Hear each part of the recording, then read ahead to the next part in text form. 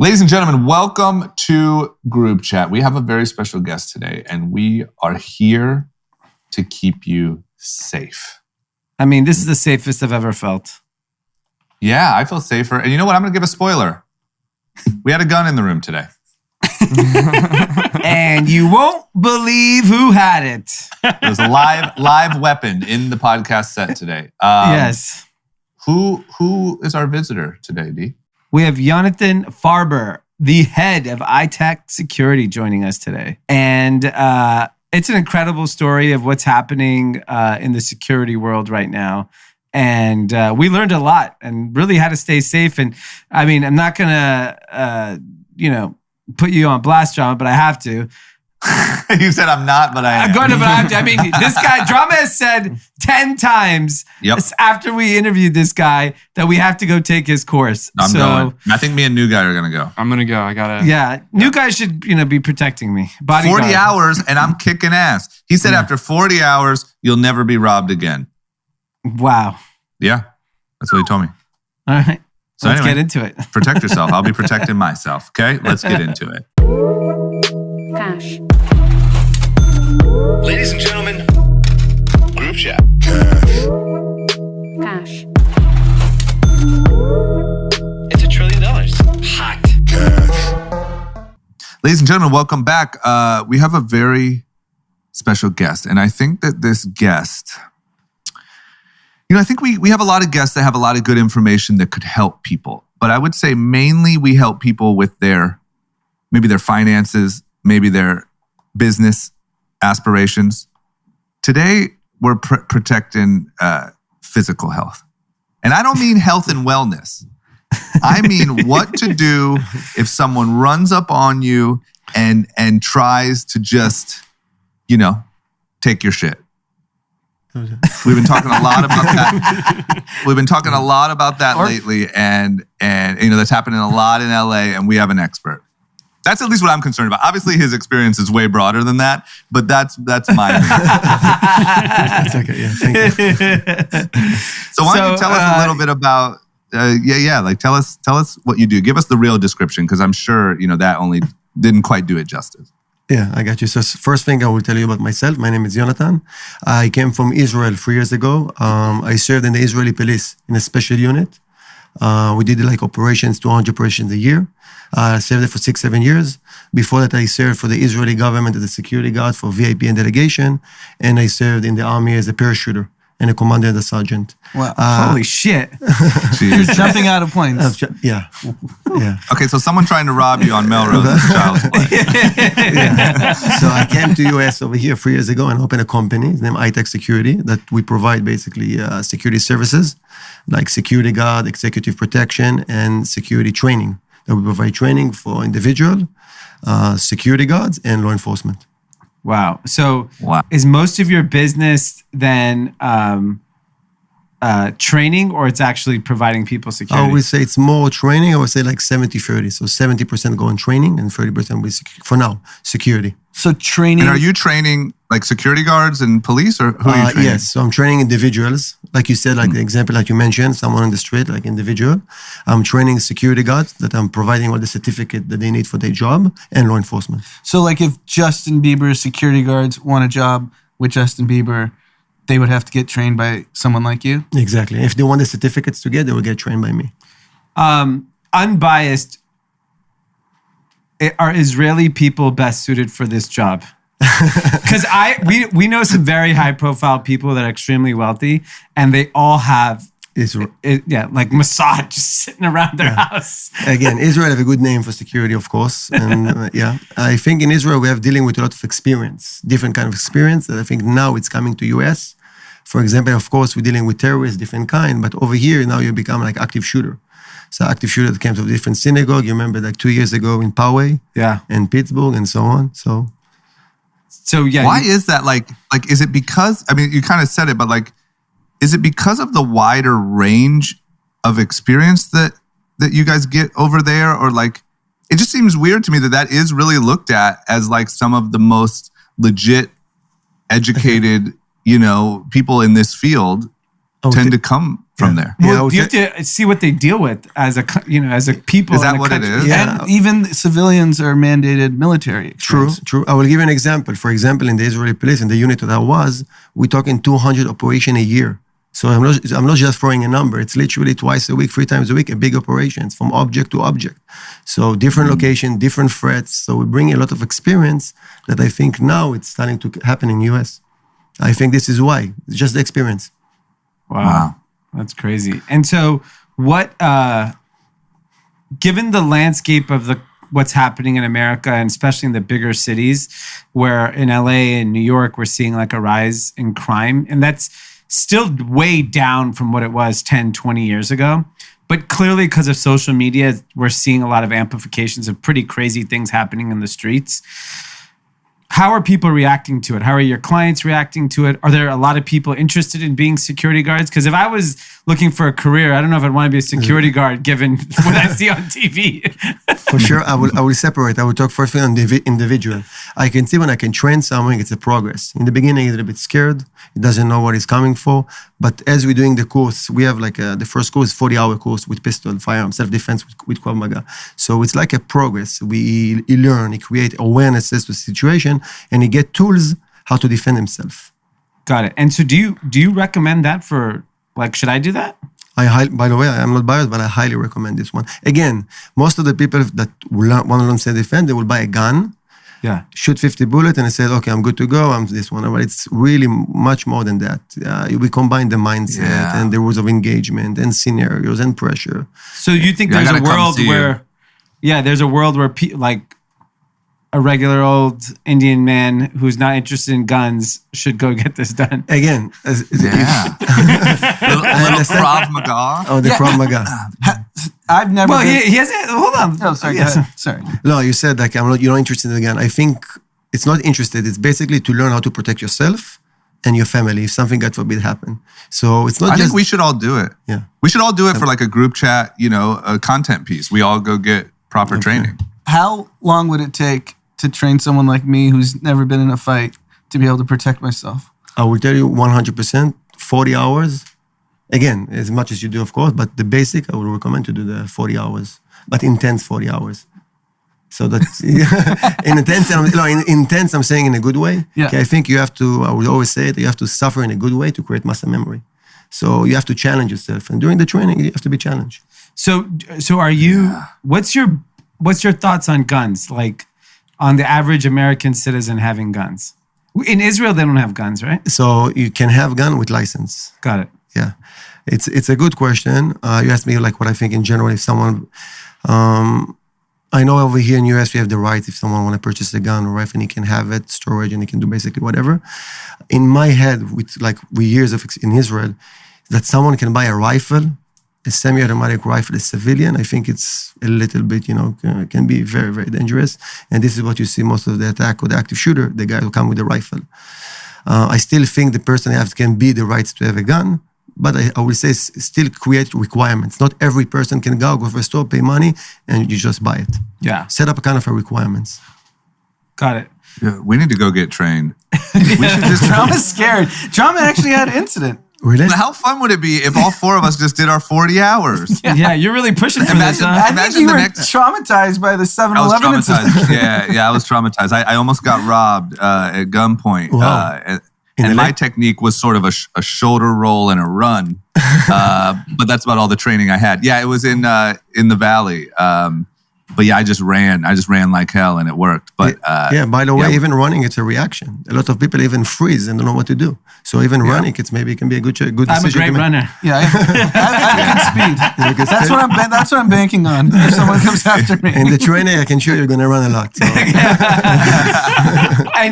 And so what are wealthy people doing about security today? So they're doing home assessments. So I'm coming to the house, I'm creating assessment, check what they have or what they don't have, and I'll give my recommendation.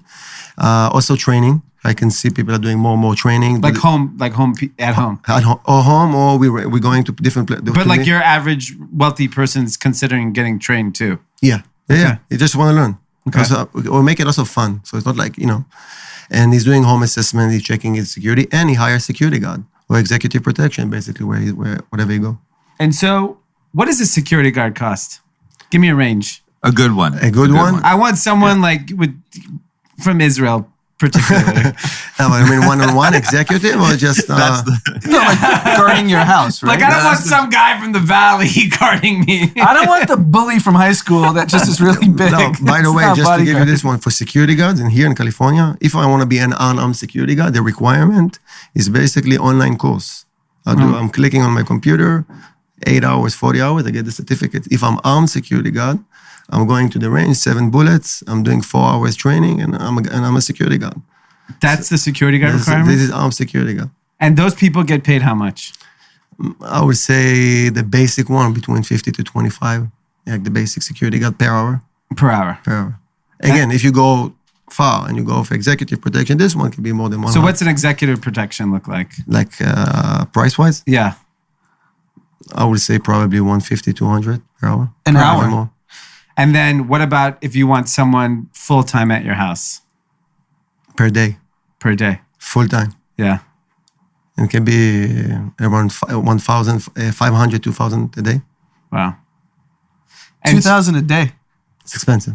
So people are spending It's $700,000 expensive. for. We're talking about executive protection one-on-one. It goes wherever you go. Yeah. wow. And I'm assuming a lot of people are doing that these days. I mean, you walk around Beverly Hills, we can clearly see there's People with security. people guard, with security Well, guards. every high-profile exec, Bezos, Zuck, all the Google CEOs, they all have like 10 For guys. sure. Yeah. Yeah. It's expensive. It's required by their board of directors. Oh, wow. And so there's a couple of issues then. So the first issue is like the training for security guards, like that's pathetic if it's an online course because you're not actually finding someone online. It's not like an online bullying course. True. And this is what we're trying to do to change kind of the game over here in California. Yeah. So basically, when the security guard come, you will get the 8 hours to get the certificate, but we add much more content, more days. Even if it's without a gun, we create scenarios and we do krav maga to control a suspect. So we're going to challenge him. I mean, I'm going to go ahead and guess most of the celebrities we see with security guards haven't done the proper training. Specific the guards or the celebs? The guards. The guards. They don't look like they did 40 hours. There's a lot of them that just do very basic training. And they're just like big. Yes. They're just big, and that's it. There's nothing more than that. Yeah. Yeah. Wow. And so is your business model then you want to be like the gold standard in terms of certification? Is that the hope? Yeah. The hope I want to be like the high end for training and for security guard services. Correct. Yeah. Got it. And so how much does it cost if someone wants to get trained as a security guard through you? So with the 40-hour course that I mentioned is $2,000 Okay. Per person. And we have a minimum number of participants for the course to open it, of course. And yeah, this is the game. Well, and where does that happen? Where? Yeah. It can be over here in LA, different gun ranges. And I'm going to open a location like 5 months in Thousand Oaks. Okay. So we can mixing it up, the training between the location and the range. Okay, so for our listeners, could you give us like one thing that's been happening a lot, especially in LA, is armed robbery. So if you're, a lot of times people will follow people home, a lot of like people blocking off cars and jumping out of their, SUVs and robbing at gunpoint from the other person's car. What do you do? What does a normal average person do in the event of an armed robbery? What's the best, safest course of action? Yeah. Yeah. So against armed robbery, if you're unarmed and you don't have nothing, basically the solution is like you did, is basically run/hide and get out from the situation as far as you can. And if he asks you, give you whatever you want. Again, I'm talking about the situation with a gun. I cannot say, like Krav Maga, gun disarming him and whatever. It's nice in the movies, but in real life, if you have a gun and you don't have anything, just run away from the situation. But I would say something different. If you have something to defend yourself, a gun or whatever, I would say something different. So we train a lot of, by the way, religious institutions, how to protect against active shooters. So always when I'm coming to the religious institutions, it can be a synagogue, it can be a church, I'm coming inside, the people ask me what I can do if I'm unarmed. So I have nothing. If someone comes with a rifle to a religious institution, run, hide. But if you have a gun inside whatever, switch mindset and react as fast as you can. So there's a difference if you have a weapon or not. Yeah.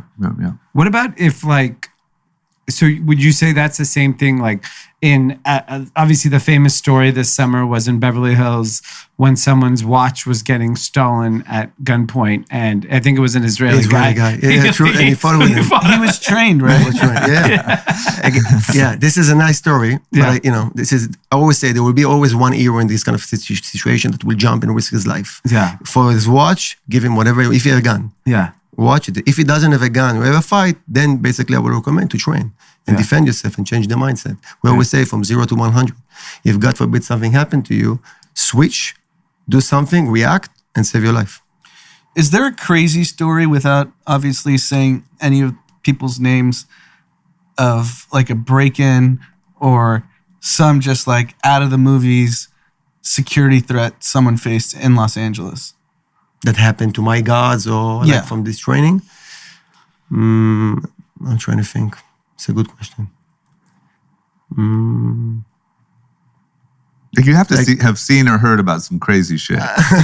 No, this is for sure. You want to know about from a specific experience. Anything you've heard, anything in the realm in Los Angeles, like, whoa, that was crazy. I'll give you like something that I saw. It's in San Diego in Carlsbad. So I'm sure you can see it on the news. There was a woman, 50 years old. Two criminals came in. They chose the house randomly. There was no motive even to get inside the house. They came inside. They stabbed her 50 times, killed the woman. And then they took the car, stole it. The police caught them after 2 to 3 days. So most of the people, what I see, always we wait that something will happen to them and then they will wake up. So I always say, to create do proactive actions to protect your home, to protect your family, to protect your community, to protect your business before something can happen. And don't wake up when something is, you know what I mean? So when you go do a home assessment, what are some recommendations you make for people? So first thing, again, everything is on budget. I will start with deterrence. The idea is to create deterrence that the guy, the criminal, whatever, will not choose my house. This is my first thing. So I will create fences. I will say a sign that I have a dog. It doesn't matter if I have or doesn't have a dog. I will put cameras. I will put signs that is security at that location. I will put motion detector from outside. When we're doing home assessment, we have a method we call 3 circles. So imagine like the circle from outside, for inside the house, and basically what happens from inside the house to the fences. Every circle will get the technology that it will need. So I will start with simple things, mainly for deterrence. Okay. If that makes sense. Yeah, no, that's a good starting point. And then based on your budget, you start adding the cameras. It's endless. But I'm saying you can do in very simple ways. Do something to protect your house for sure. Are people more paranoid now than they were in the past, or are you seeing the same behaviors? I think what I see again from the news and what I see over here, I think COVID, of course, helped. And I think what happened in the US, the country become more violent. I think there's more crazy people in the street. And I can feel the fear that people are coming, that people that train with me, I can feel they're coming from that reason, that they want to learn how to defend themselves. And I don't think it was when I came to US. So when I came to US, people do it because hobby, fun, whatever. Now I can feel it. They do it because of kind of a fear that they want to know how to protect themselves. And for this, I can feel it literally. Wow. What's your perspective on coming from your background and having 200 operations a year? Does it feel scary here? Or does it feel like not that big of a deal? Or how do you see it personally? Yeah, so when I'm coming to operation, I know we're preparing the operation, so I know where I'm coming. Over here in the street, it can come who knows what. So it's like it's a big difference. I'm not walking with fear, but I know that if God forbid something happen, it will never be perfect, by the way. But I have the tools in my muscle memory to know how to protect themselves. And this is also what we're saying to the people that train with us. It will never be perfect. But at least you get tools how to learn how to defend yourself. Yeah. Jason, go get trained since you're always with me, just in case. Yeah. That'd be good. What about the police side of things? It's a big hot topic here. Cops and everything that's going on. There's a whole defund the police crowd, and there's all different opinions. It gets pretty politically charged. But does it seem to you from your history like our police have a lack of training, or do you see like a hole there that could be a little bit better, or how do you see that? So again, I saw what I saw. I will give you. I will answer to your question according to this. What I saw. There was a woman, a police woman. She said, "Taser, taser, taser." You saw this video, and she pulled up a gun and killed the guy, and she was a taser. So again, I will always say, under pressure, every person reacts differently. It doesn't matter if you're a policeman, security guard, individual, whatever. I think. I'm sure the policeman over here is doing a long course and then basically they're starting the job, but you have to maintain it. I mean to maintain it, so to create kind of a refresher every quarter. It's not just shooting, bam, bam, bam. It's more than that. So to take scenario from the street, take it and challenge the policeman and do it like basically every month or whatever, every quarter, and basically to improve the training for the policeman. So there's a lot of conversation around training, and it sounds like that seems like to be a big solution for a lot of the issues in the police, is that the training is just, in your opinion, it's like remind them constantly. You have to. Yeah. They create muscle memory, and they're doing so much, during the day. If they don't stop and doing training, but real training, again, it's not bam, bam, bam, the gun. Yeah. Scenarios, krav maga, self-defense, how to control a suspect, but ongoing as a requirement to keep your job. It's a must. Do they do that in Israel? In Israel. Again, depending which unit, but high units, 100%. So I cannot tell you before operation how many scenarios we're doing before we're doing it.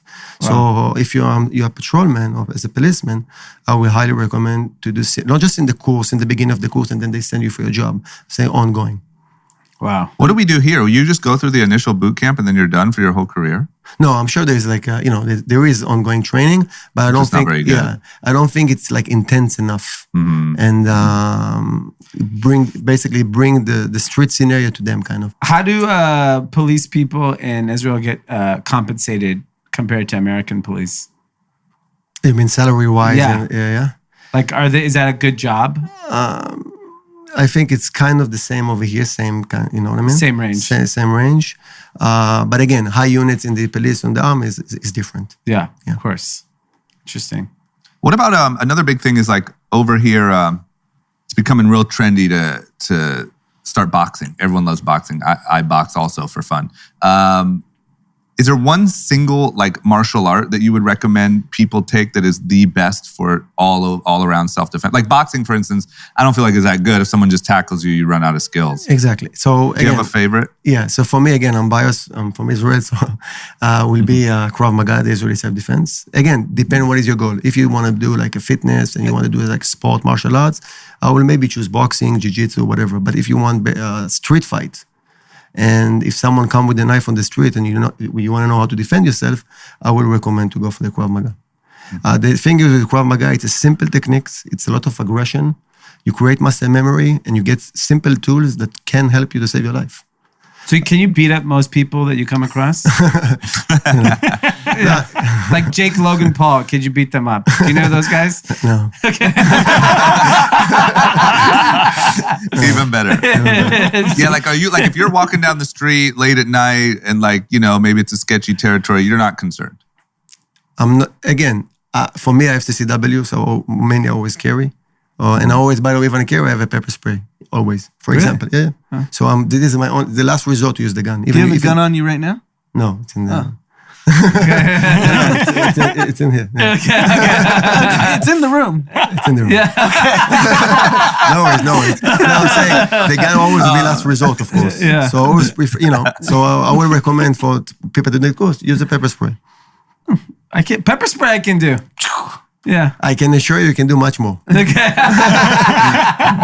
It sounds to me like if you can run, D, and you get yourself some pepper spray, you got a lot covered. Yeah, I'm pretty good place. Go get yourself a beware of dogs sign. You're in a pretty good situation.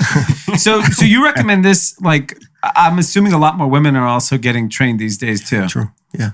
So a lot of women is coming to learn course. So Krav Maga, even firearm. They're doing the 40 hours course. Many women doing the course. Wow. And again, I can feel the fear in the first day. So when we start in the course, I always ask, guys, what is your goals? So half of the group always say, I had this incident or I had that, and I'm trying now to protect myself. And this is the main reason I'm doing the course. And in the end of the course, you see the outcome. you see they share the emotion. And they said, okay, I got much more awareness. I have much more confidence to walk on the street and to defend myself. Wow. Wow. That's amazing. It's great. Well, if people want to get in touch with you, because I'm sure there's a lot of people interested, how do they get in touch with you? So we have the website, ITAC Security. We have the social media. We have the Facebook, Instagram, LinkedIn. And so It's all ITAC Security? ITAC So Security. it's itacsecurity.com. So yeah, it will be ITAC. Yeah, that's good. Okay. Wow. All right. Well, you might be hearing from us because I'm ready for some training. I'm ready for you guys. Yeah. It'll be okay. Do you have a lot of pussy Indians that come? No, God forbid. Hey, that's singular. Don't put me into it. This guy had his first workout with the trainer ever on Monday. Yeah. It was hard. Oh my God. Incredible. Okay. Well, that's a good start. And we'll ramp it up to freaking self-defense and gun training. Yeah. Get your 40 hours. There we go. Well, thank you, man. I do feel like it's a good time for the work that you're doing. I'm sure every time is a good time, but like right now it does feel exceptionally unsafe. And I feel like your work is very important. So thanks for sharing some of the tips. Thank you very much. Yeah. Appreciate it. Thanks for coming. Thank you for having me. You know what that reminds me of? I was too scared to say it in front of him, but I'm a big fan of Entourage. And there's that one time when Vinny's house gets broken into and they hire security and they're like throwing Vinny in the bathtub. Yeah, I remember that. Like, that reminds me of what he probably does. You know what I mean? He's probably like over at Zac Efron's house, like throwing people in the bathtub. I mean, famous people should be scared, right? Oh, yeah. If I was like a real star, like a Zac Efron type, I'd be dialed with those guys. Yeah.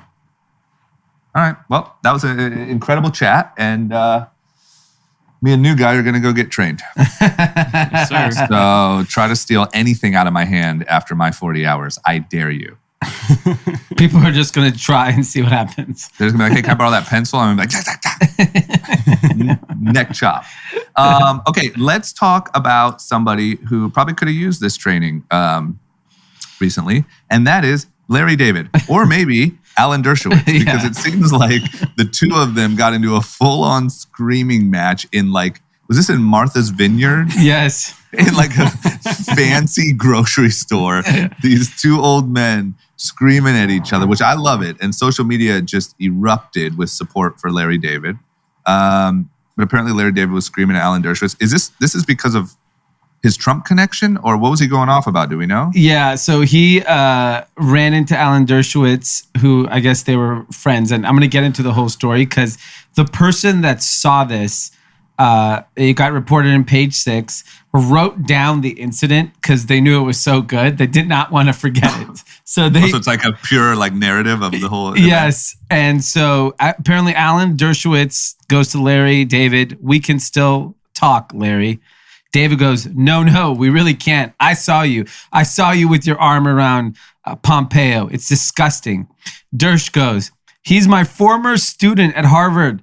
I greet all of my former students that way. I can't greet my former students. David goes, it's disgusting. Your whole enclave, it's disgusting. You're disgusting. Then the source goes, Larry walks away. Alan takes off his t-shirt to reveal another t-shirt underneath it that says, it's the Constitution, stupid.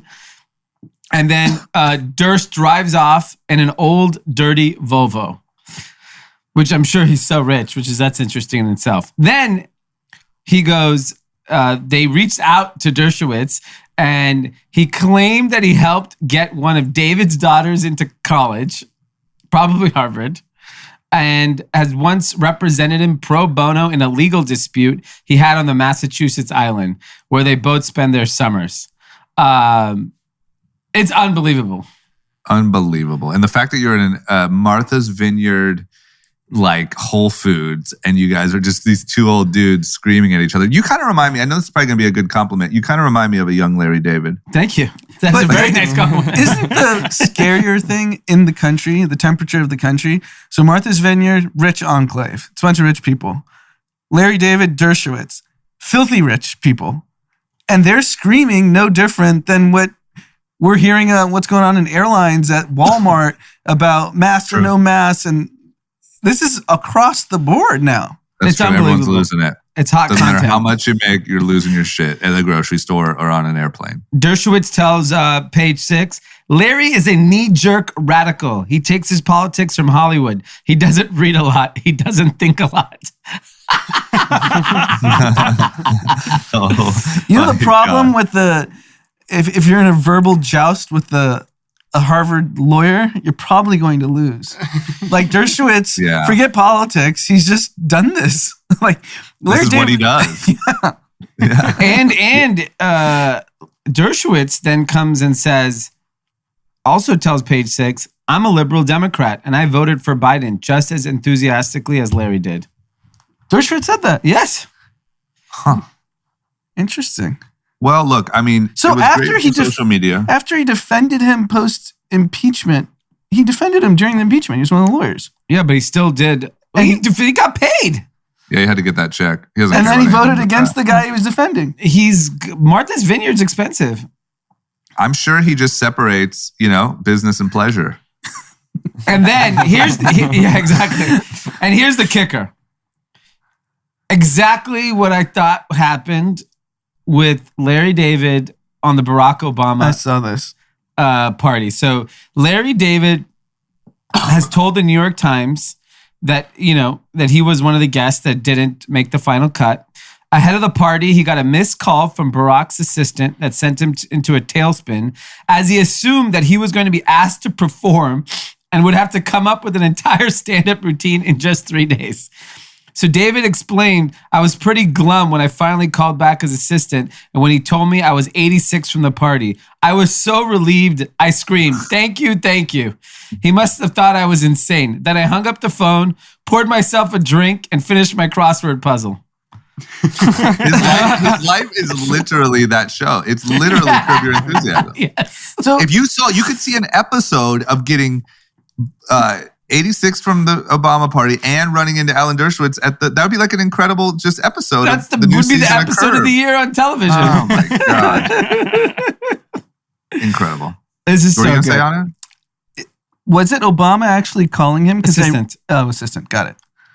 Yeah, that's so good. Okay, well, listen, I mean, social media absolutely loved it. I think it's great for, when it comes to just entertainment purposes, finding out that your favorite, TV writer and star just ripped into a Trumper at the grocery store. I think it just, it was soothing for a lot of people. Well, you said he voted for Biden, Dershowitz. On Well, top of, Trumper in the sense of he's part of Yeah, the team, yeah. right? No matter where his loyalty lies. interesting. It was good. Okay. Good Well, content. props to Larry. Yeah. Let's move into some sports. It was a huge issue when the NFL said, there was real penalties and potential threats to players who didn't get vaccinated. It seems like they are now acting on that threat. The Atlanta Falcons have cut 2 players for being unvaccinated. That's pretty crazy. It is crazy. Well, Is that what happened? I mean, it's just there's 2 guys. They're fringe players though, so it's not like if the Ravens. So right now, Lamar Jackson, the star of the Ravens, a top 10 quarterback by any measure, is not vaccinated and is public about that. The Ravens aren't cutting him. But what's the NFL rule? The NFL rule is if you are unvaccinated and miss games, you get fined. Okay. So he's happy to pay the fine. But this is also like, there's levels to this. The 2 guys who are on the fringe of making the team, they don't get vaccinated, they get cut. Yeah. Because the Falcons are like, we're not going to deal with this nonsense because you guys are not really going to make a difference whether we win or lose. But like, if Lamar Jackson was the Falcons quarterback, they would not have demanded 100% vaccination. Yeah. Yeah, that's true. That's true. It also seems like a good excuse to maybe clean house. It is, but I think it also is. Bold move, though. It's still a bold move. It is a bold because you're also publicly making that statement that you're judging it by vaccination. And the NFL apparently amongst players is 90% vaccinated. Wow. But like, say it. Yeah. That's what kills me. What kills me so much is like you see that this is a problem and, people follow these people and people choose what they do, and whether it's right or not, based on what these people are doing. Also, these people are, super athletes. So that's good to know what they're doing medically. Like, do they trust it? If they do and they trust it with their bodies, then I don't know. That's what bums me out is I feel like there's a lot of people that could be really helpful that are quiet.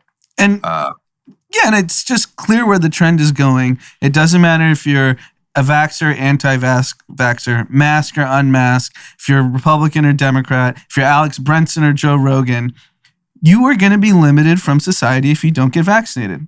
The NFL, which is the MAGA of the sports leagues, is leading the charge in vaccinations. That should tell you that businesses are just not going to tolerate being opened and closed, because there's real profits and revenue that are on the line if you get shut down. Plus, we learned, I think that we kind of knew this, but what's his name? Florida Your governor boy, that just got DeSantis? COVID. It's not my boy. People are going to remember that and they're going to think it's true. He got COVID, but in learning that, we learned, of course we knew this, but we learned that he was also vaccinated. Oh, you're talking about the Texas governor, Governor Abbott. Abbott. Oh, I thought that was Florida. My bad. I get them all. Florida and Texas are blended as one to me now. It's like all of these people.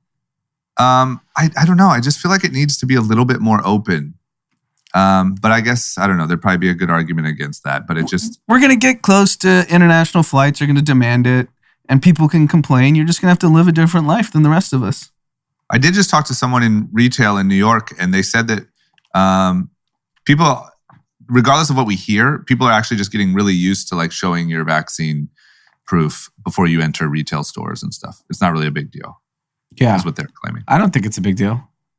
Yeah, I mean, I don't. But it's just that if you look at it on the internet, it looks like it's like outrage and I can't believe this would happen. But it seems like they're just kind of operating that way and it's working. Yeah. Okay.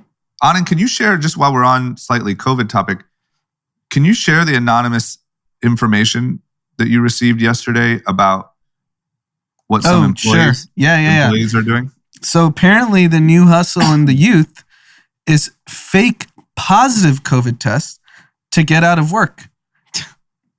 Because they have to pay you. If you're a salaried employee, not hourly, if you're a salaried employee, you show proof of a positive COVID test, you're automatically 10 days off. And some of these young kids are getting caught like partying in Mexico and Tulum by their employers. Like, you said you had COVID and you showed me proof, but it was a fake positive test.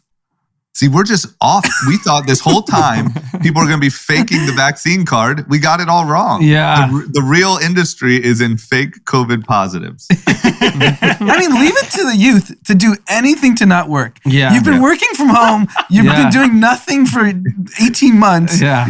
Now it's your first chance to re-enter society and you want be to a go to fucking productive member, Tulum. and you're faking a positive COVID test. Oh my God. Useless. What do you do when you pick up the real COVID on your way home? Yeah. And you're like, hey, I got it again. I need 20 days. I mean, it's a running joke that like so much COVID exposure to get out of work.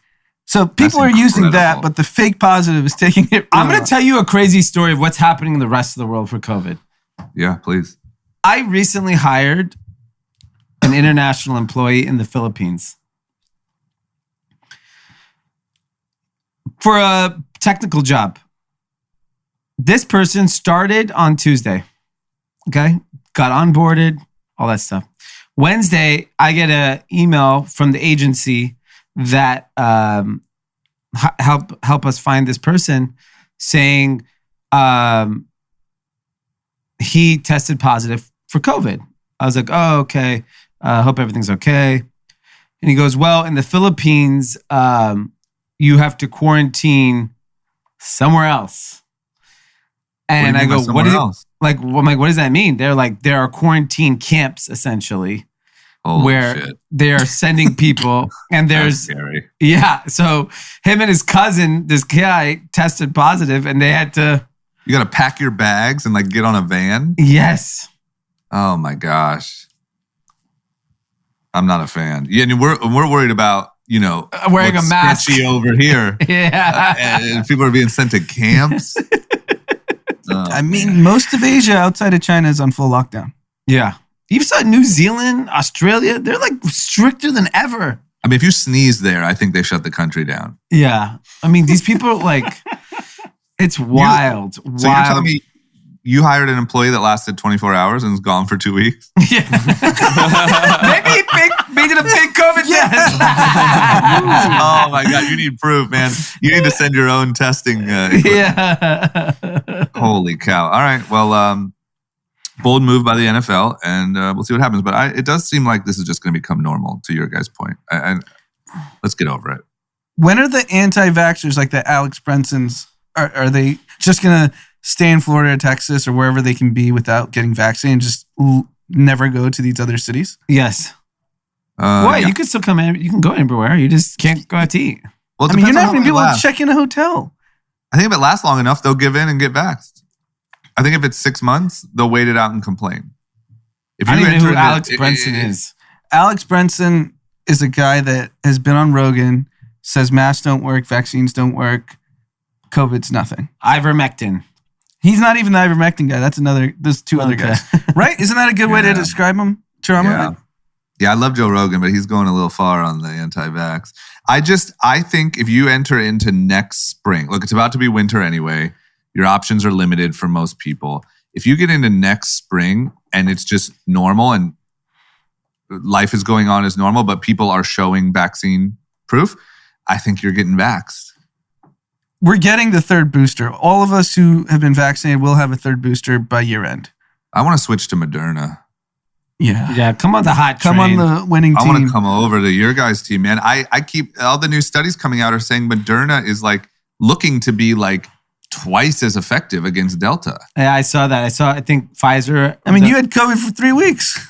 You're Yeah. proof. I had COVID for 3 weeks. Look at me. Here's the thing. I didn't even have COVID. I was sicker than if I did. Pfizer. I just want, can I just get Pfizer with just a little bit of, can I get one booster, a little sprinkle of Moderna on top? But the point that we're all getting boosters by the end of the year shows you that vaccine, what are cards, not passports? What are we supposed to say? information yeah. kits. Whatever it is. QR codes. Vaccine QR codes are going to be mandatory. Yeah. You know what pisses me off too is like we're waiting on the booster and we've delayed the booster a lot because of this whole like, yeah, but there's so many people that aren't vaccinated. We just got to move on. Yeah, Like, if you want whatever. the booster, we should have the booster. And like the people who aren't getting vaxxed, but don't hold up my progress because, Yeah. you know, because you're like, well, look at all the people. Who cares? Yeah. Boosters and restrictions for non-boosters, and go on Twitter and complain about it because that's where we're headed. Yeah, who cares? I don't care about Yeah. anyone anymore. Just fucking Make a Facebook group. Yeah. Complain Yeah, about it. It's go- fine. Yeah, yeah, whatever. Let's move Okay. on.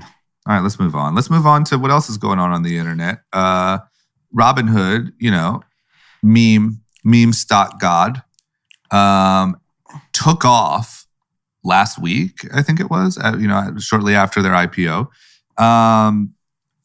Looks like there might be some trouble. We're now declining. Yeah, the stock's off its high of, what was the high here? $85. It's now down to just under 45. But I think the thing that got everyone spooked, they obviously reported doubling of their revenue in the second quarter to $565 million. Very impressive. The scary part is it's really Dogecoin. A big chunk of their revenue is coming from Dogecoin, and 52% of total transactions revenue comes from crypto, and of that, majority is Doge. So 565 million in revenue, 52% is crypto. And if you back into it, a third of their revenue this past quarter was Dogecoin. A third of the entire company's transaction revenue. You're talking about a company that is valued at, let's get this right here, $37 billion. A third of their revenue comes from a meme. So That you're is saying fucking that- scary. That intended purpose was a joke. So Robinhood, which we look at as, pretty legit and all this stuff, if you took out Dogecoin, they'd be crippled. Yeah, it's over. But what's also interesting is that how much people are paying for order flow of crypto. Yeah. Over half their transaction revenue is crypto. So that means firms are buying that data to front run your crypto trades. And what are they doing when they're like, yo, we want to do a deal. We want to, see the order flow. and you're like, it's all fucking Doge. They gotta start front running the Doge traders. Yeah. They gotta kick Pete. They gotta make money off Pete. Yeah. But imagine you're this huge fund and you're like, okay, this is gonna be great. You get your first email sent over with the data and it's like Dogecoin. And you're like, shit. But what's also interesting, we've hammered this point, Robinhood doesn't have the crypto infrastructure that traditional crypto exchanges have. You're not you're participating not, in the crypto economy. So Robinhood would have to spend billions and billions of dollars to catch up, other than just, make money off Pete. Well, they actually don't, because clearly the customer doesn't care. For now. I don't think they know. They don't know and they don't care. They don't. I think if I was Coinbase, I would be going so hard on what the difference is. Yeah, and is Doge on Coinbase? I think so. Yeah. Yeah, it is. Yeah, it is. Okay. That was a big announcement. That probably is going to show up in their earnings as Their number one. adding 30% of revenue. At least it's a transaction fee. So if Doge disappears, then they'll make money off the next. Yeah, for Robinhood, basically you're seeing that crypto is very instrumental to their success.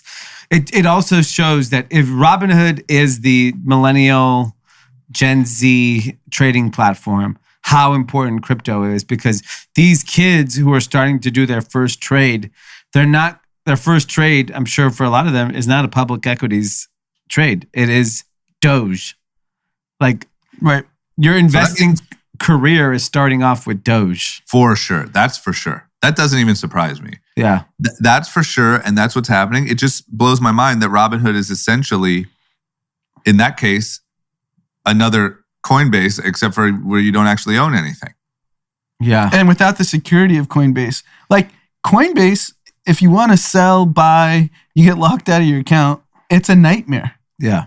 Because it's intended to be a nightmare, because they want to make sure your coins just don't get swiped. Yeah. Yeah, they should go so hard on that. I don't know. Robinhood still feels like a house of cards. It's a phenomenal product. It is. Digital product, yeah. Digital Phenomenal product, but it does feel like a house of cards. And, they warned countries reopening, kids are going to be trading less. Doing other shit. They're warning, the volume will be down the second half of the year. It makes sense. Kids are in school, colleges are back. I mean, wait till the parties high are school kids find out about this fake COVID test thing. They're just going to be home trading. Maybe they should have said, like, one of the optimistic things is there's fake positive COVID tests. Yeah. We've actually been supplying fake positives to key areas. So we expect, 14-day blips of heavy volume of trading. Yeah. Oh my God. Okay. Okay. Well, you know who is on fire, and you know what?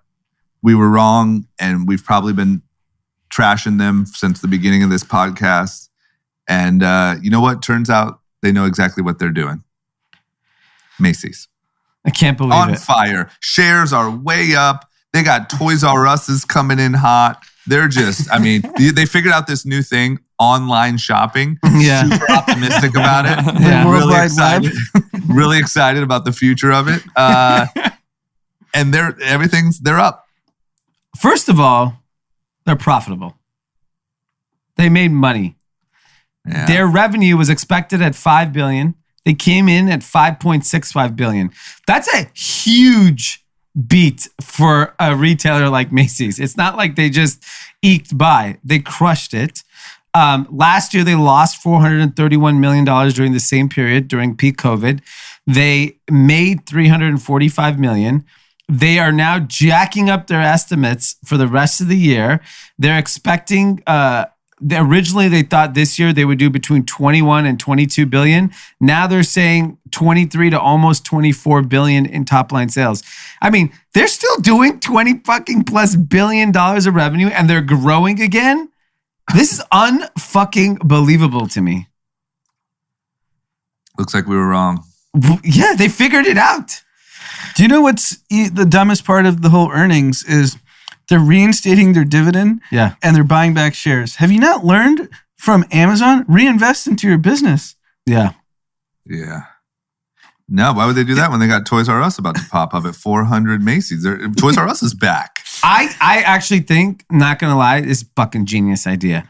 Toys R Us is such a staple in the toy, like so today when I have to take my son to go toy shopping, my only option where we live is Target. Yep. Like he associates Target with toys. Yep. And it's good. It has like, call it 6-7 aisles of toys. And for what he's interested, which is basically trucks only, it's really only like one aisle for him to really find what he's looking for as far as like a toy or a gift, right? Yeah. Toys R Us, I remember going as a kid. It was fucking awesome.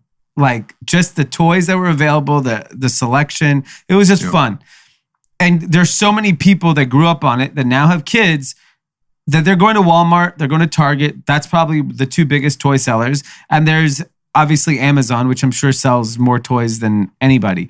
But there's something about taking your child to a toy store that the internet can never replace. Yeah. And I think that's why you see Target's toy section growing. I'm sure Walmart's toy section is growing. But Toys R Us we will 100% be going into a Macy's now because there's a Toys R Us. And you're going to pick up some boxer briefs, a polo. I'm going to poke around. But look, in most cases, mom is taking the kids to the toy store. Mom's going to look around. She might buy something. Buy some shoes. And that's their customer. They're not catering to Gen Z here. Doesn't this feel like a authentic brand type deal? Toys R Us, the brand matters. The business was defunct. There were 0 stores. I think they did 2 pop-ups that they ultimately closed. But Toys R Us, the brand, first of all, it's a phenomenal name. Yeah.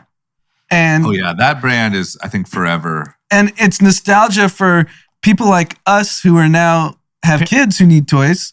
Yeah. So if I'm going to get toys, if my options are Toys R Us or Target, you obviously go to Toys R Us. Yeah, Toys R Us. That is what we do. That's them. I agree. Toys are them. I agree. I think that whatever. I can't really hate. I feel like I don't know what their e-com like operation is like, Toys R Us, but it just seems to me like they should have owned toys on the internet. I mean, they missed that really boat. well. That's fine. But like Macy's is like freaking Amazon now, like hot, like growing their business again. I can't believe they're going to grow. Yeah, somebody's in there. Who's in there? Everybody's in there. Someone's in there. Maybe that's where Jeff went. I don't know. I mean, you're talking about they're going to grow like 10% this year? I can't imagine, given the brand selection, what would make you go into a Macy's? The idea of just going in somewhere. I think all the alternatives of, even if you're just walking around a mall, it's easier to buy it online. There's 0 friction. No, but I'll tell you, the selection in person is always better than online. That I agree with, like physical experience in that aspect. The other thing is Macy's is cheap. You walk in the store, you walk in, you get 15% off. You hold something, you get another 10% off. You take it to the register, you get another 15% off. There's times where I taken stuff to the register at Macy's. It was like 5 years ago. And I was like, it was like $30.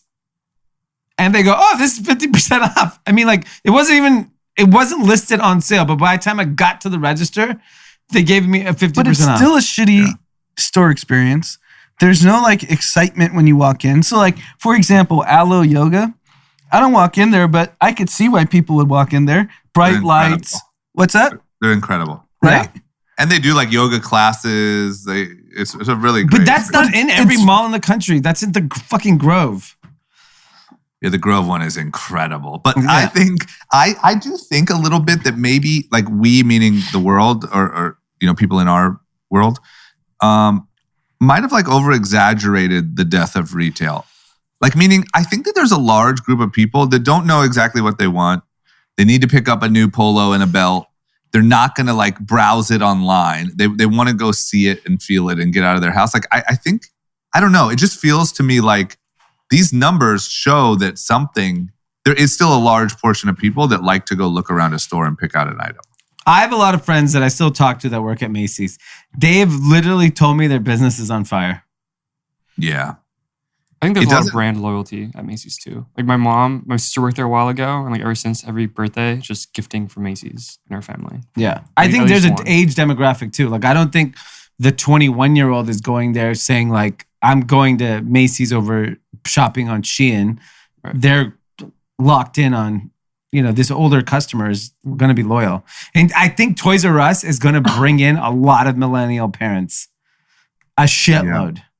Like if there's a Toys R Us at freaking the Beverly Center, if that's one of the locations, 100% we will be going there. Yeah, I bet there will, and we're gonna hear your take because I would say of all of us, well, you are on it, but probably you're gonna wind up in one of those Toys R Us pop-ups in the next year. Oh, for sure. Because Dominic now knows when something comes, he goes, "Oh, is that from Target?" Because he knows if it's Target, it's probably for him and it's a toy. Wow. He sees that red Target That and he's bag. like, "That's a toy for me." Because There's we don't go magic to in that Target bag. for anything else other than toys. Yeah. So in his head, Target is heaven. So imagine now he's gonna see like the Macy's bag and be like, "Is that for me, Dad?" Yeah. Like, ah, shit, I gotta go back to Macy's. Yeah. Who's that giraffe? Yeah. All right. Well, props to them, man. I mean, when we're wrong, we're wrong, and someone in there, Mr. Macy or Mrs., has it all figured out. Yeah. Yeah, they figured out give a worse store experience, increase revenue. Yeah. Bring in toys. I mean, they figured it out. They realized that doesn't matter. Yeah. If they Guess could so. just maybe let people pay with Dogecoin through the roof. Okay, that is all we got. Now it's time for winners losers content. D, who's your winner? My winner is our friend Rafa just sent us this. Okay. Is Fanatics. And the Again? reason, obviously, they had a monster fundraise last week, but Major League Baseball has awarded their next trading card deal license to Fanatics. Wow. Topps is out. That's Wow. crazy. Topps is from our childhood. Whoa, you got to come with a bag, Topps. Now it's called Bottoms. You're telling me trading cards are hotter than ever and someone let this slip through the cracks I over mean, at Bottoms? this is, your whole fucking business is this and you didn't pay the fucking money? Yeah, what else are you going to sell? Give them the company. Yeah. Or, Yeah, this or is- sell to Fanatics. They're taking Topps public.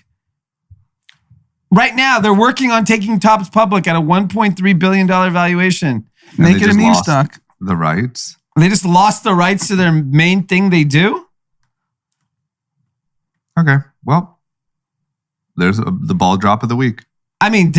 You're toast. You're done. Well, shout out to Fanatics. Talk about finding an opportunity, and that guy is just. I did not even think that I didn't have the foresight to think they would get into this industry. Fanatics. Yeah, it's such a good fucking move. Michael Rubin's smart. Fuck. And it's probably cheap for them to get into this business. Money's free for Fanatics. Yeah. Like they actually can raise money endlessly. Yeah. They can raise debt endlessly if they wanted to. I want to know what this deal looks like, but fuck.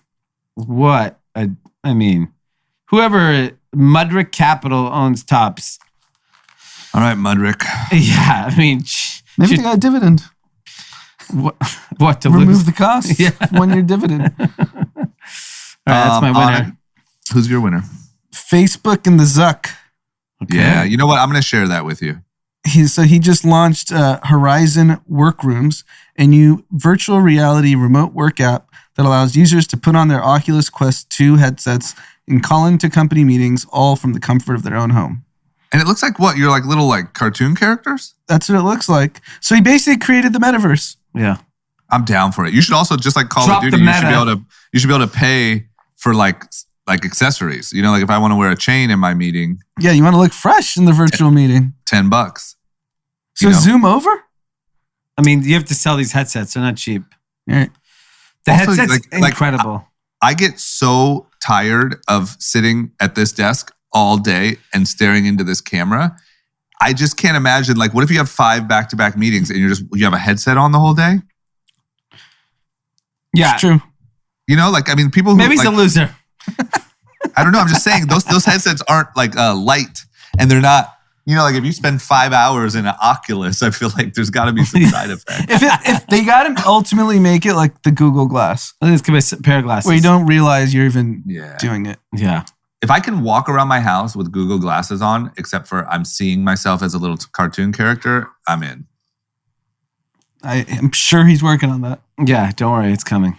Okay, well, there's finally an application for Oculus. Anand, who's your loser? My losers OnlyFans, they have decided to ban adult content. That's not real, right?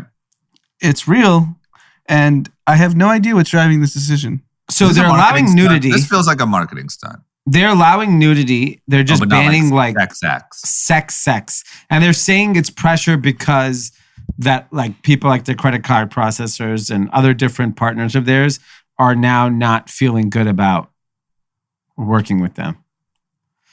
But I mean, what about like porn? I mean, porn is like the biggest thing on the internet. Who's processing all those charges? Yeah, I don't know. I mean, well, let me just say this. Talk about an opportunity. Yeah. Because like Pornhub or whoever is like the leading, I mean, Pornhub seems to do like that really creative like marketing. Yeah. And they do really like witty stuff. Mm-hmm. This is obviously a huge opportunity and like the future of all this stuff. It just seems like it opened up a lane for someone like that. If it's the credit card processor, this is a great opportunity for a crypto company to come and say, we'll process all the payments. Just what did Tumblr do back in the day that basically cratered the company? They stopped all the edgy content when Yahoo they stopped nudity. Same thing. Yeah. Yeah. Playboy did the same thing. It's always, every time you stop explicit content, it's over. Especially because when your company's built on that. Like OnlyFans, whether it's nudity or pornography, it's affiliated with adult. It's undeniable. Yeah, I think that the way, once again, seeing the way the internet's reacting to this, it looks like a joke. It looks like literally like when companies do April Fool's jokes. This is what it looks like. Yeah, I mean, I think it's real. I don't think it's bullshit. Real. Yeah, no, it's real. Like I don't think they're backing away from this.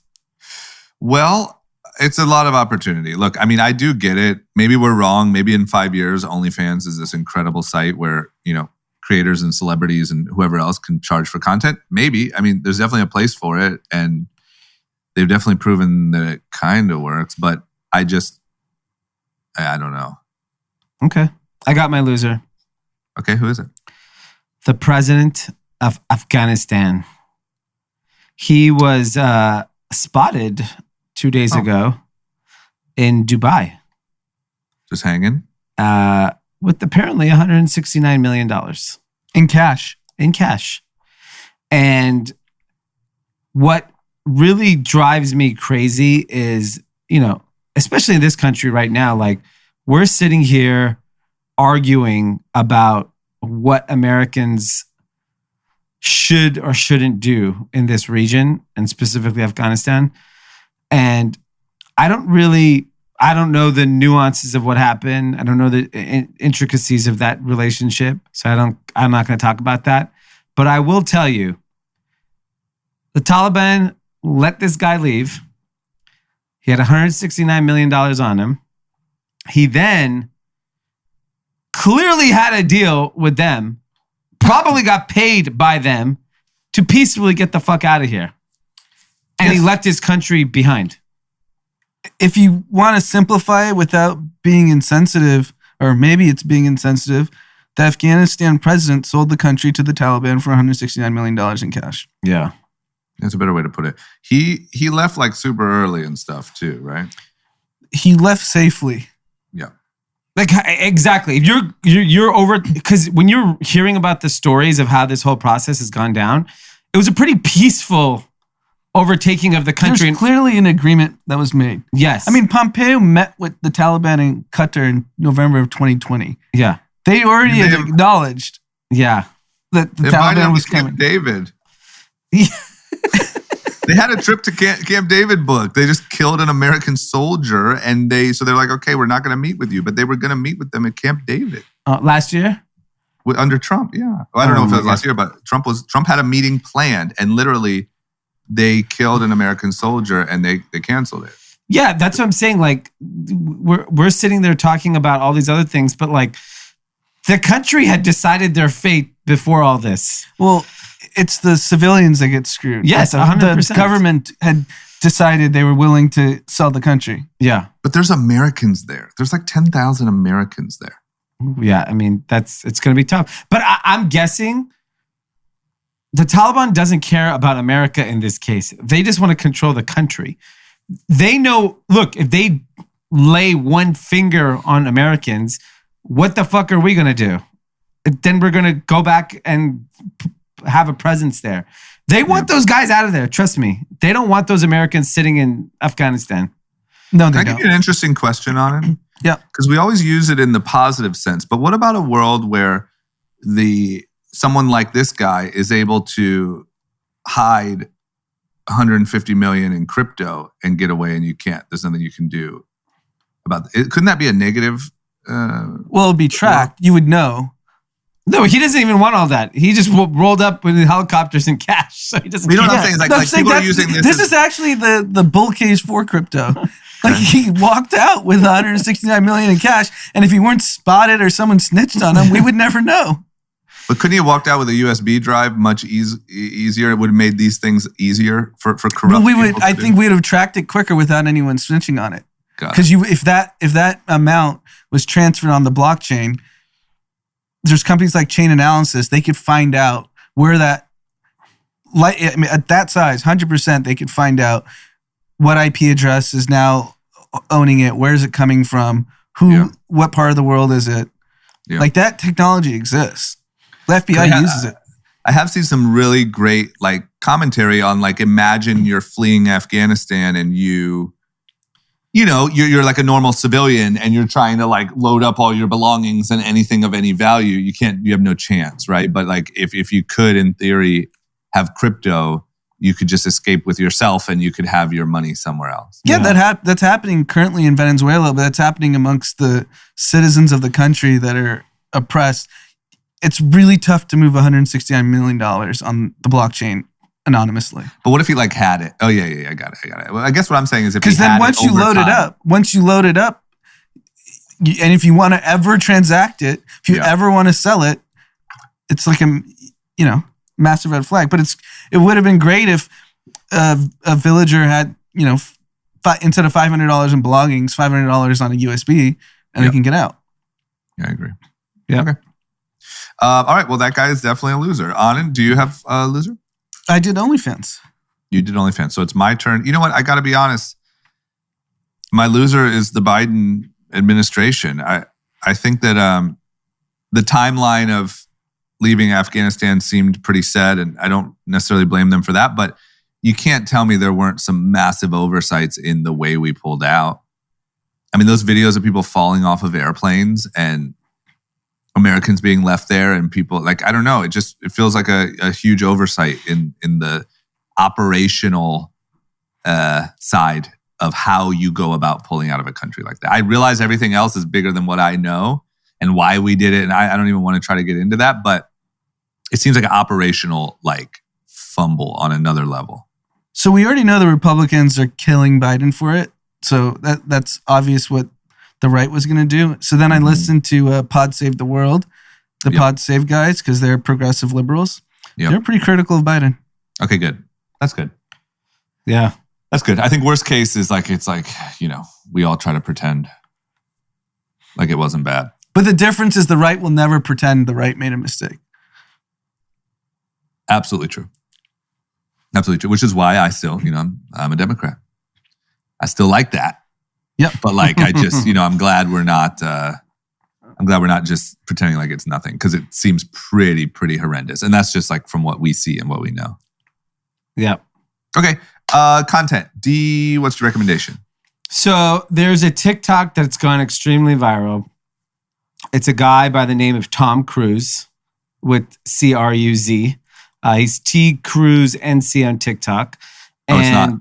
That wasn't a joke. No. And he has something called the Forbes friend list. And he ranks each of his 18 friends in order of income, starting with Sean, who expects to make roughly $5 million this year, and ending it with broke Bobby, who expects to make $125,000. And the spreadsheet also indicates how much available paid time off they each have, expected bonuses, how much they're willing to spend per day on a 3-day trip or a 7-day trip, marital status, whether they would travel to a third world destination, or whether or not they're a degenerate gambler. So he has his whole group of friends laid out like this. They've all shared all this information. And so based on where they're going, they know who gets to go. I feel like you would do this drama. You have all those emojis and all that shit on your phone. That's true. That's true. So what? Like this guy uses it to decide. Like, what's the application of it? Basically, he's saying like when we're planning to go somewhere, we know that like, we're Broke going Bobby to ain't Italy coming. we're going to Capri for 2 weeks. We know Broke Bobby can't afford to come. We're not I going mean, to invite him. 120 grand a year. That's damn. You're the broke guy. Yeah. It's a That's rich a friend lot of group. money. Yeah. And so now he's done another video that just came out, the Welfare 10, and which is all his poorest friends. Oh my god. Oh my. Where's this at? Where does it live? It's on TikTok. Oh my god. You just search Broke Bobby. It's fucking hilarious. I feel like Broke Bobby could launch a career off of this. Oh yeah, the guy has now 880,000 followers. Broke Bobby? No, not Broke Bobby. The guy that came up with the video. I'm telling you, Broke Bobby's got to step up here. Yeah. He could have like a media content play that would be so big. Like, what's it like to be broke, make $125,000, can't hang out with your friends? Financial lessons from Broke Bobby. You're dropping your friends off at the airport while they're going to Capri, and you have to go back to your 2-bedroom apartment. The life of Broke Bobby. I mean, 120K, he's probably got a nice place. Yeah. That's Okay. That's good content. Anand? It's a book for you. I heard the author on a podcast. Give it to I'm me. not going to read the book, but I got I the will. TLDR. Yep. Matt Taibbi. He's Okay. a writer, very popular on Twitter. Yeah, good writer. And he has a book called Hate Inc. And from his interview on the podcast, he talks about, or the book's supposed to talk about, just how media has changed over the last 15 to 20 years. And I thought we all know kind of the broad, obvious narratives, the internet, social media, but he just frames it so much better. So he's basically like 20 years ago, pre-internet, pre-social media, you had ABC, Fox, NBC, CBS. Those were primarily the news sources. Yeah. And their job was to give news to everyone. So they had Republicans and Democrats that listened to the news. Well, some stories might be biased, but they didn't have, for the most part, they needed to, by virtue of their business, needed to target everyone. Yeah. So you got kind of more down the middle reporting of news stories and whatnot. So, with the creation of the internet, and obviously Fox News was the one that really kind of honed in on this, is that let's find the audience and then figure out what news and how we should spin it towards them. Yeah. And that's basically where we are today. The New York Times doesn't say I'm going to report the news. They say we have the audience that we know what news they will like, and we will feed them the news. And goes into how the news today has turned into more entertainment than actual news, because you're basically trying to feed the audience the same way Disney's okay, we need to make a movie. I'm making up this analogy. We need to make a movie for 7-year-olds. What do? They go find animation, whatever characters that would 7-year-olds would like. So that's basically what today's news cycle has become. That each news network and stuff. And then he goes into Trump and how Trump really changed the game. And it was on a sports podcast, and I didn't know this. Daytime sports shows, so on ESPN and Fox Sports, when Trump, leading up to the election and during the presidency, their ratings were down 30%. Mm-hmm. It was because people found it more entertaining to watch Trump coverage than they did sports coverage. I thought that was fascinating. That's crazy. I mean, you're living proof. Sure. You've never been so loyal to a press conference by a president. Yeah. That's a good point. Every day when that was on, it was in your office. And you're not a Trump supporter. I want to make that clear, but you were tuned in. I was. And so if you read the book, let me know what I'm missing. Yep, I will read it. I'll give you a book report. Okay. Mine's a book too, actually. It's a new Michael Lewis book called The Premonition. For all my readers out there, all 2 or 3 of you. And it's all about the lead up to COVID and essentially the people that were put in place a decade ago to prep in case of a pandemic. than the way that Obama treated that when he got into office, and how that kind of fell apart, and then certain people tried to bring it back. It all started with, which is really funny, is George W. Bush read the book called The Great Influenza. Yeah, it's called The Great Influenza, about the 1918 flu, and he got all like fired up on it because he read the book, and so he built this whole program and built like a protocol and all this stuff. And then when Obama came in, it sort of switched and whatever. And it just really this is the point. It really paints the picture of what it really looked like internally and why we literally did probably the worst response that you could have had. Like there was a list that said in order what countries would handle a pandemic the best pre-pandemic, and we were number one. And then when it actually happened, we were very low on the list. Because essentially like we should have done really early, really aggressive lockdowns. And when we didn't, we then I guess you rely on the vaccine, but that took too long. So all we did was pissed everyone off, and none of the lockdowns or the masks were really that effective. And so you just did you kind of like messed up the economy, pissed everyone off, and also didn't stop the virus. But it's a really great book of explaining why and why that happened and how the CDC is kind of, according to this book, kind of a joke. And why that happened, and it's really good if anyone's interested in that. I like it. Yeah, but it just really shows you that this is the other thing. There's a lot of people conspiracies are really hot right now, and there's this thing that's sort of like the government's watching, the government knows, the government. It really shows you how the government is made up of a lot of different people and a lot of different agencies that don't work well together. Everyone just has their own agenda and they don't connect well. And that's why things feel so messy a lot of times. I mean, it happened at 9/11. The FBI claims the CIA didn't share information, and it might have been prevented had they been working together. So the pandemic was that dysfunction times 100. It's so bad. They go through it really in detail. And it literally came down to this rogue group of people that were biologists and stuff like that were just on an email chain together. Most of the main ones from home. And they were just in an email chain discussing what to do. And then someone patched in Fauci and he was on the email thread. And then someone patched in the head of the COVID task force and he was on the thing. And really the people who ended up kind of giving any direction was this rogue group of people in an email chain. That's crazy. Yeah, it's really fascinating. So anyway, that's my content. Okay, do we have any shout outs? Yeah, we got a birthday shout out to Kevin Cross out in San Diego, turning 29 years old. Woo! Big 2'9", and he's shoots mainly cars for dealerships like Ford, Honda, Jaguar, Range Rover, Volvo, and BMW. Nice. Also do car detailing.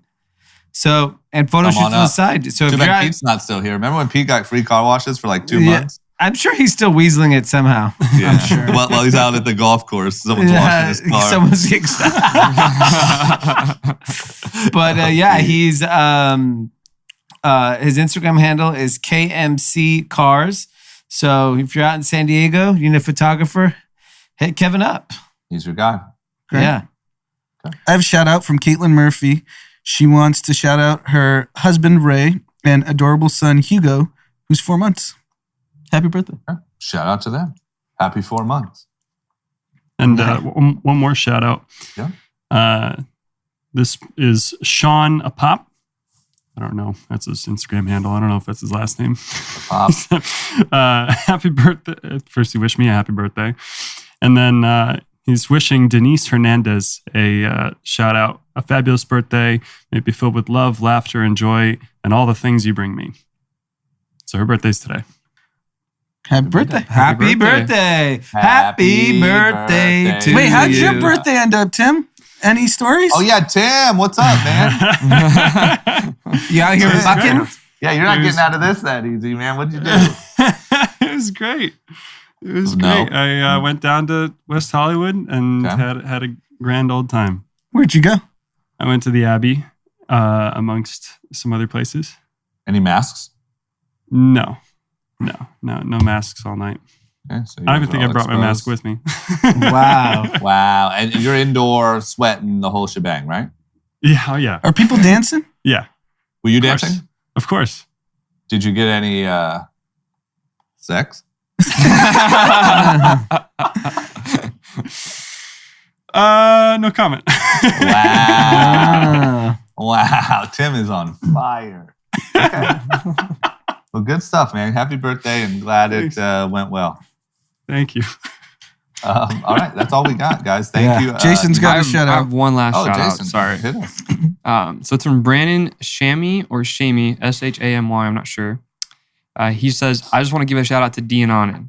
I asked him if he wanted to shout out anything else. He said, nope, just shout out to Yonatan. Wow. Fuck you. Shout out to you guys. That's hot. I like it. I'll take it. What the fuck?